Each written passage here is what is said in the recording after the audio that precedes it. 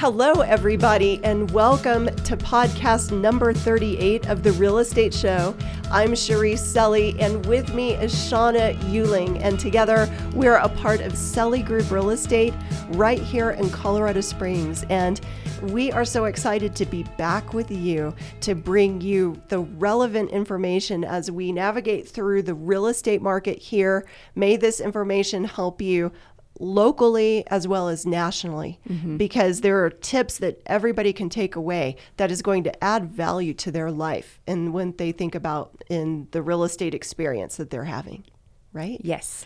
And as we are beginning this podcast, we do not have March's numbers yet as of the date of this podcast, but just to kind of reiterate, the average sales price in El Paso County for a single family home in February was $514, $757. The median price was $465. That's amazing. It is amazing. So the average price went up 4% in a month from January to February. The median went up 4.5%. Yeah. And 13 days on the market on average here. I feel I mean, my own experience with that is stuff we're doing is far under that. Yeah. Way under. Way under. I mean, sellers who wait 13 days to respond to offers are almost having heart attacks, right? I mean, there could be a reason for a delay in days on the market, or there's other reasons and variables sometimes. But in light of multiple offers, I don't see a lot of people waiting that many days. Yeah, I don't either. There's a very important point of closure once you have a period of time, that offering period comes in, and you just can't exasperate it. Yeah. Too long. I agree. For me, with a lot of sellers, I find their tolerance is maybe 2 or 3 days at the most. Yeah, and they're exhausted too. You know, everyone is, and you want to give, if you have all these people wrapped up in one property, and just make the decision early so they can go find something else if it's not going to be them. There's no use stringing everyone along. That's exactly right. And people have to move on because things are happening. Yep. And things are happening behind the scenes. You have some very good talks because you get firsthand financial information all the time from somebody in your own home. Yes. My husband is a lender, and we were just laying in bed as we were waking up this morning, and I'm like, how are rates doing? In light of the war and just in the last 2 weeks, there's been a lot of change globally with unrest. And he said, they did tick down about last week, and now he said they're ticking back up. And he said, he's seen anywhere from 3.5 if you have excellent credit, up to 5 if your credit isn't stellar. Wow. So I think that's one thing people can really think about before they start the process, is really cleaning up your credit. There could be a couple things you can get off of there that'll really up your score, and it could really affect your interest rate. I mean, that's like 1.5% swing. It is such a big deal.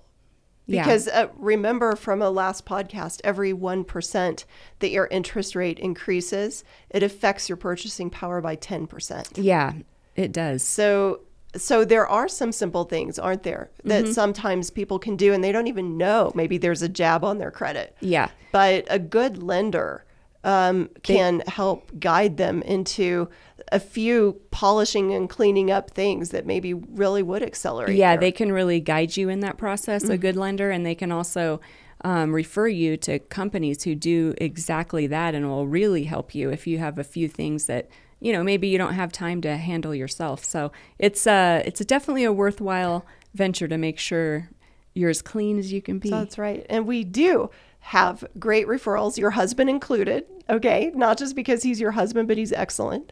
I think we have great referrals so that we can help guide people to get to that part. That's the entry point of what you want to do in preparedness. Yeah, and it really sets the stage on what you can purchase. So it's important to get that as clean as you can, and then it increases your, at the end of the day, purchasing power. Yeah. That's great, Shawna. Good advice. And thank you, Troy, Shawna's husband, for keeping her in the now, which keeps all of us basically knowing what's going on. Yep. And let's talk a little bit about the local market activity, not even just related to what we're doing in residential real estate sales, but what is happening in this city, Shawna. It's besides the fact that it's just exploding with growth. Even through COVID, Colorado Springs has not slowed down. No. Infrastructure is still being built. Things are happening all over the city. Our economy here locally, I was just in a conference and Mayor Suthers spoke.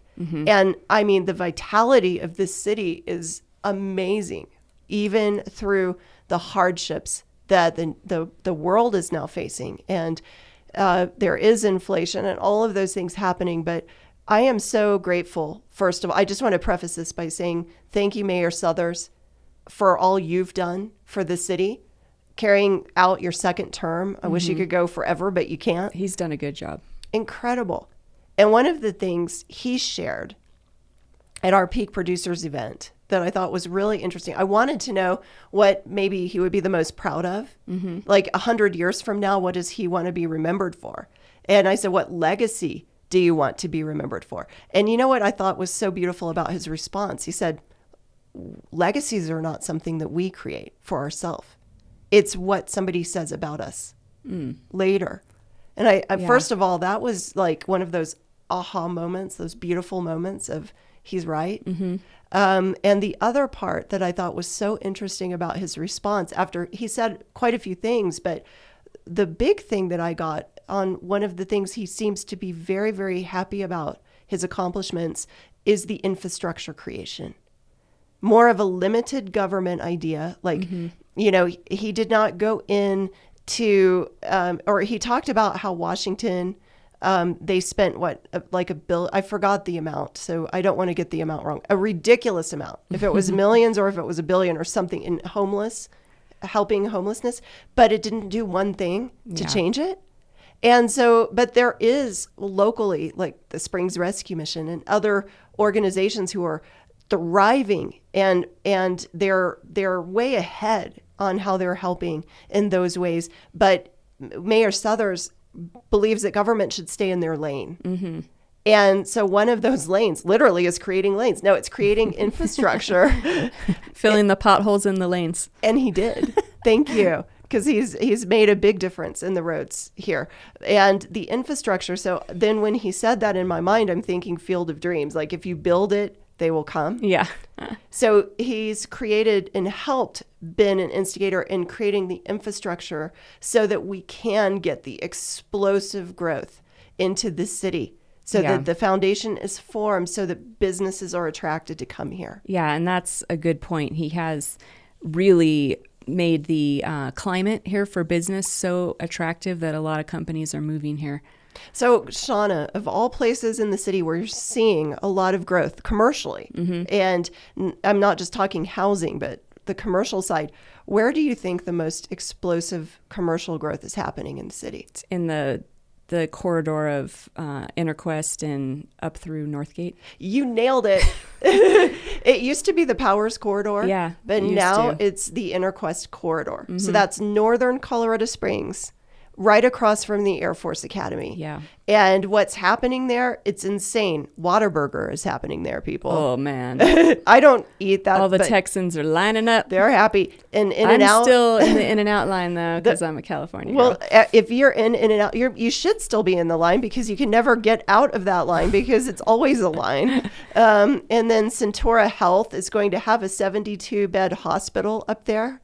It looks like a coliseum. Have you seen it? It's I all round. It's every real pretty. day. Every window faces the mountains. It's beautiful. Yeah. And then Int Credit Union built a gorgeous building. You have Shields, the sports center. I mean, there is so many restaurants and so much happening. You can indoor skydive now or play Top Golf. We actually need to try that. Yeah. The skydiving. My 80-year-old mom did that. We took her on her 80th birthday up to Denver and did that. It was super fun. That is incredible. Now we can do it here. So all of this is adding to the economic vitality of our city. There's so much going on and people are like, why? What is happening? Well, that's part of what's happening. But let's also explain what's happening in light of housing with the explosive growth, because as we know, we're at we're at a historic, 25 years. We've never seen this type of inventory shortage. We were in February at the third lowest month for inventory in 25 years. So what happens when we all have more buyers than we have anything to sell them? Unfortunately, some buyers are having to become perpetual renters. Yeah. So yes, I mean, that's creating something that just happened. It was released, not long ago in the Gazette, that Colorado Springs is getting ready to build its first rent neighborhood Of houses. And it's there because there is nothing to fulfill that need right now.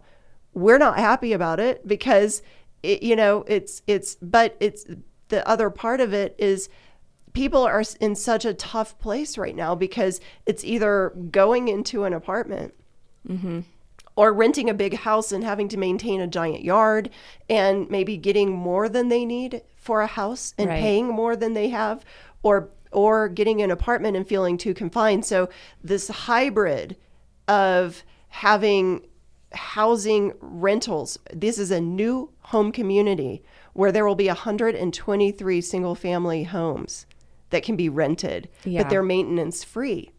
So that's very appealing. That's interesting. It's very appealing to people.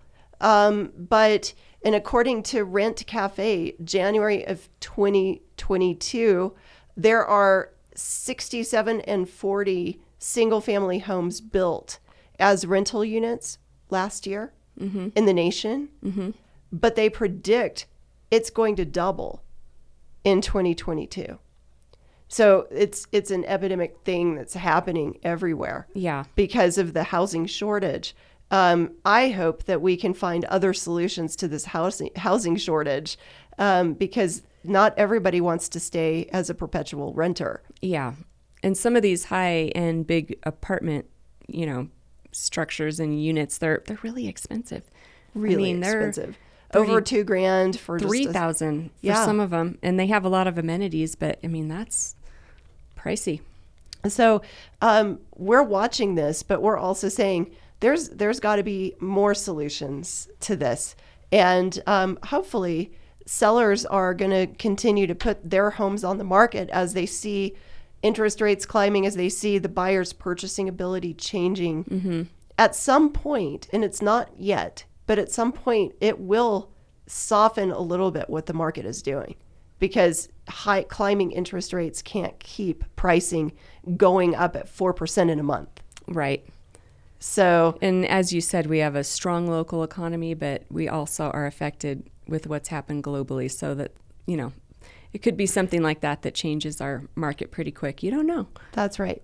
So it's time to list. If you're ready to list and you really are thinking about it, it's time. Yes. Call us. We want to strategize with you to optimize your sale value.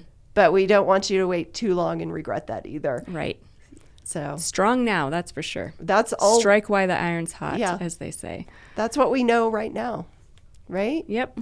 So thank you so much for joining us, and please reach out to us, contact us with questions. We're here for you, whether it's to help you list or sell your home or connect you to an agent somewhere else in the nation that can help you, or if you just want to be in touch with, again, what the market is doing, we're here for you. Yep. So thank you so much. Thank you. Look forward to catching you next time.